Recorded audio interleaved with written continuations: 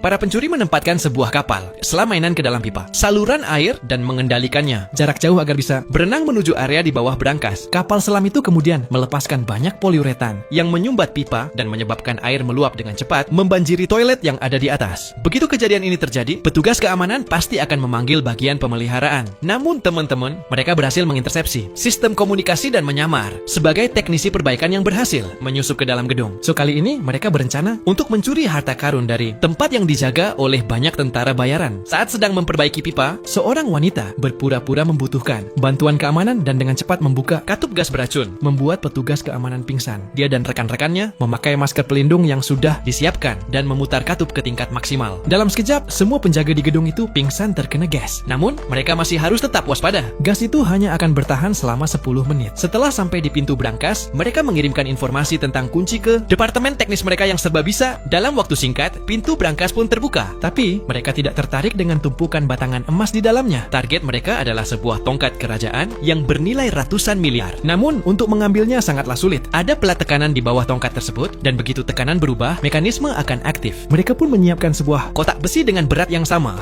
persis dengan tongkat tersebut. Namun, bagian yang paling kritis adalah saat mereka harus mengangkat tongkat itu dan menggantinya dengan kotak besi secara bersamaan. Dengan kerjasama tim yang solid, mereka berhasil mengambil tongkat itu. Tapi sebelum mereka sempat merayakannya, tiba-tiba pintu berangkas tertutup. Ternyata, sensor tekanan bisa mendeteksi perubahan hingga 0,1 gram. Yang lebih buruk lagi, saat itu juga semua mekanisme aktif, dan air laut mengalir deras melalui saluran ventilasi membanjiri seluruh berangkas. Untungnya, di dalam berangkas ada banyak harta yang tersebar di mana-mana. Mereka menemukan sebuah pedang emas murni di dasar air dan menggunakannya untuk memotong. Sedikit pintu baja berhasil meloloskan diri dari berangkas. Tanpa diduga, para penjaga sudah bangun dan mulai mengejar mereka. Tanpa pilihan lain, mereka terpaksa kembali ke berangkas dan menggunakan emas untuk menyumbat kunci pintu. Namun, ini bukan solusi jangka panjang karena para penjaga menggunakan mesin pemotong untuk memotong pintu baja. Satu-satunya pilihan mereka adalah masuk ke saluran ventilasi, berharap bisa menemukan jalan keluar di sana. Namun, begitu sampai di ujung saluran ventilasi, mereka menemukan bahwa masih ada pintu baja tebal di sekelilingnya. Kemungkinan untuk melarikan diri hampir nol.